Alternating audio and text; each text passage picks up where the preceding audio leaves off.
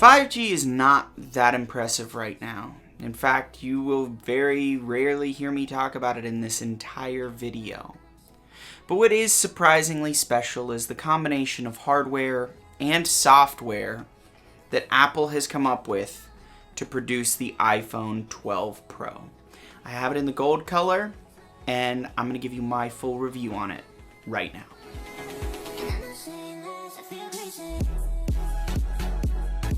Let's start with the design, as it's one of the bigger differences between this year and last year.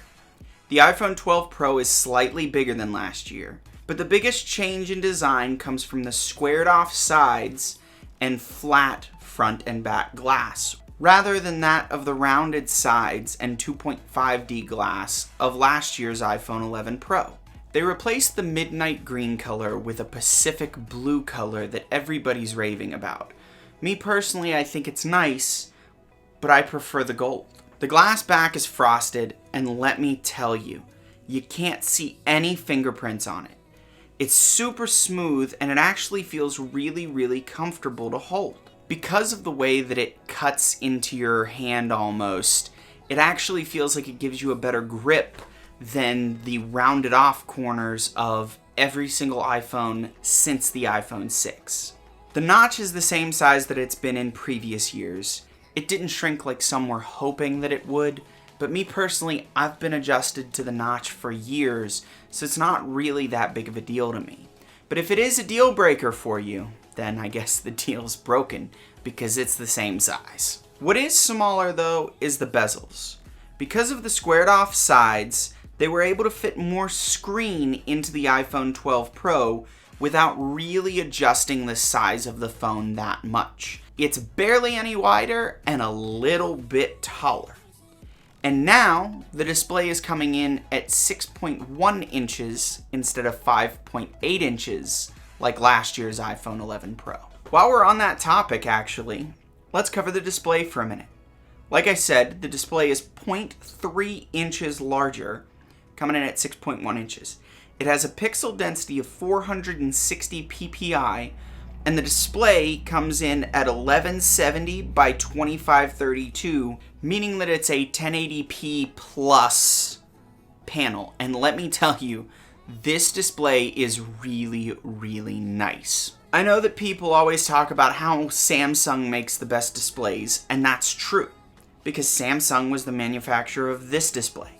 So no matter if you think it's iPhone, Android, or what, it's still Samsung. Me personally, I like the way that Apple does their colors. It's punchy and it's sharp, but it's not overly saturated, and to me, that's my perfect display. It feels more natural than a typical Galaxy panel, but it still has those punchy colors. I really like the display, even if Apple, once again, is not including a high or variable refresh rate. According to John Prosser of Front Page Tech, they were testing 120Hz display in the Pro and the Pro Max until right up to the time that they went into mass production. From what he says, they cut it due to the battery draining a little bit too much from it, which, from my point of view, I agree with the decision. I think 60 Hz is fine. No, it's not as silky smooth as 120 or even 90 Hz. But if it was draining the battery too much, I think it was the right decision. I'd take an extra hour of battery life over a faster refresh rate any day of the week. Which actually brings me to my next point that I want to talk about. The battery life is good. It's a solid performer, but not nearly as much as I would like. And if you use 5G, prepare for that battery to be drained even more. Mr. Who's the Boss did a multi-iPhone battery comparison, and the 12 Pro lasted about an hour less than the iPhone 11 Pro if they both have brand new batteries. But let me reiterate, the battery is good. It's gotten me through every single day to the end of the day without having to charge it throughout the day, and that's with a mixture of uses. Gaming, social media, YouTube, video recording, pictures. It's been a mixture of uses, and it has gotten me through every single day so far without having to charge it until the end of the day. That is, again though, with me turning off 5G. Mr. Who's the Boss got right at 6.5 hours of screen on time during his battery testing. And for the days that I've had it, real world use, not a drain test, I've averaged right about 7 hours and 15 minutes of screen on time, which is still really, really good battery life. And the fact that it's not even worse is possible thanks to the fact that the A14 processor running inside of the iPhone 12 Pro is the first smartphone processor to be manufactured using a 5 nanometer process. Compared to the A13 chip of last year that was built on a 7 nanometer process, this is actually fairly significantly less power hungry than that chip was. And you might be asking, well, if it's less power hungry, does that mean that it's not going to perform as well? And the answer is no. It actually performs better in pretty much every single way, like you would hope a year-over-year upgrade would. Like I said, the A14 chip actually received a decent power boost over the A13, even though it's a smaller architecture. Although this year, Apple silently paired both Pro models with 6 GB of RAM rather than 4, the standard 12 and 12 mini got the normal 4 GB of RAM. Okay, so not that benchmarks are everything whenever it comes to performance, but I generally like to use Geekbench just to get a rough baseline of what I'm potentially dealing with out of a phone. The 12 Pro scored a single core score of 1600 and a multi-core score of right at 4000, which are up considerably from last year, with the iPhone 11 Pro scoring 1300 single core and 3300 multi-core. That being said, with just how fast these phones are, there's a very slight difference between them. The 12 Pro's Face ID is slightly faster, probably due to the processor. In addition, every app that I opened either opened faster or on par with the 11 Pro. The most important things that this means is that over time, the 12 Pro should hold up very, very well. It runs Call of Duty Mobile on the highest settings, Genshin Impact and Madden run like a dream. There really isn't anything this phone can't do. LumaFusion, Pages, Keynote, all Apple Work Suite apps run flawlessly. The app Filmic Pro allows you to record better, more precise video. I've said it before, and I'll say it again. Apple absolutely dominates mobile processors. They have for years.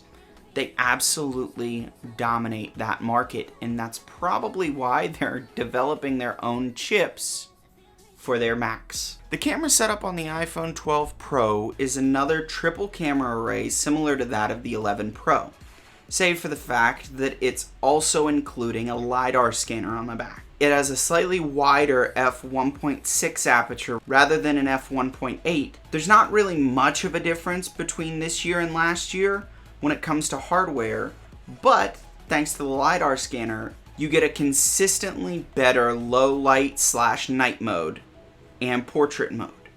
The LiDAR uses dot mapping similar but not the exact same to what Face ID uses. What can you expect from this camera? I know that that's what a lot of people are wondering. That's what I was wondering. The answer is a lot. It's by far one of the best cameras on any smartphone. The ultra-wide has also received a little bit of a bump in performance too, also due to the processor and the LiDAR scanner. If you only care about pictures and you don't want to go with the iPhone 12 Pro Max, I would get this over the standard iPhone 12. It can shoot video in Dolby Vision HDR, however, that's honestly a format that most platforms don't support right now. That being said, the video quality of the 12 Pro is absolutely incredible.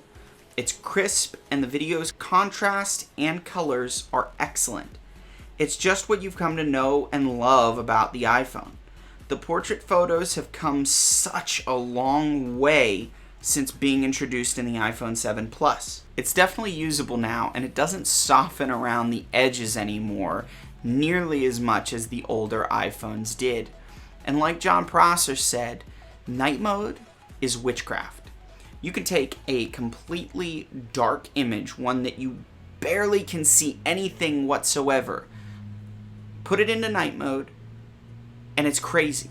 It's not the sharpest, there's not the most detail in the world, but the fact that you can go from nothing to being able to tell exactly what an image is is absolutely incredible. I do want to touch on 5G really quickly because it's there. I don't use it. It's not readily available in my area, and I don't want the battery drain.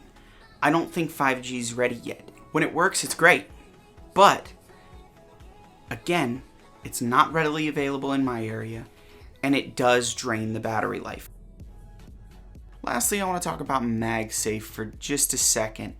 I personally don't have any experience with it. I didn't get anything that is Magsafe compatible, but based on the things that I've seen, certain accessories like the wallet, you really want to steer clear from, because a little bit of a tap and it will fall off. And that's something that you don't want out of a wallet that's holding all of your cards. I think it's very good in concept. I like the idea of it. I would like to see the implementation a little bit better with some stronger magnets. I know that's coming in the future, but as of right now, I wouldn't be too keen on doing things with Magsafe. My overall thoughts on the iPhone 12 Pro end up coming full circle on what my first thoughts were. But I absolutely found that I love the iPhone 12 Pro significantly more than I ever thought that I would. But I still feel the same. I still feel like you should get the iPhone 12 and not the 12 Pro in most cases. There's a very small number of people that should actually get the 12 Pro instead of the iPhone 12. And really it boils down to one group. If you want the 6.1 inch, you don't want the Max, you want the 6.1 inch, you want the best camera possible, and you're not going to get the base storage. If you're going to get the base storage, you should get the iPhone 12. If you were going to upgrade the iPhone 12 storage, you might as well get the iPhone 12 Pro, because it starts out at 128 gigabytes of storage instead of 64, and whenever you upgrade that 64 in the iPhone 12, you're getting dangerously close cost-wise to the iPhone 12 Pro. Other than that, unless you tell me I want the iPhone 12 Pro, I don't think you should get it. If you tell me, hey, I want the iPhone 12 Pro, that's the one that I want, that's the one that you should get. This is the one that you should get. It's a great phone. I'm not going to tell you that it's not an excellent phone, because it is. I'm genuinely very, very happy with the performance of it. Anyway, guys, that's pretty much it for this one. I hope you enjoyed it. This was a fun video to make and a fun product to use. Please like the video if you did. Let me know your thoughts down below in the comment section, because I want to know what you think of the 12 Pro.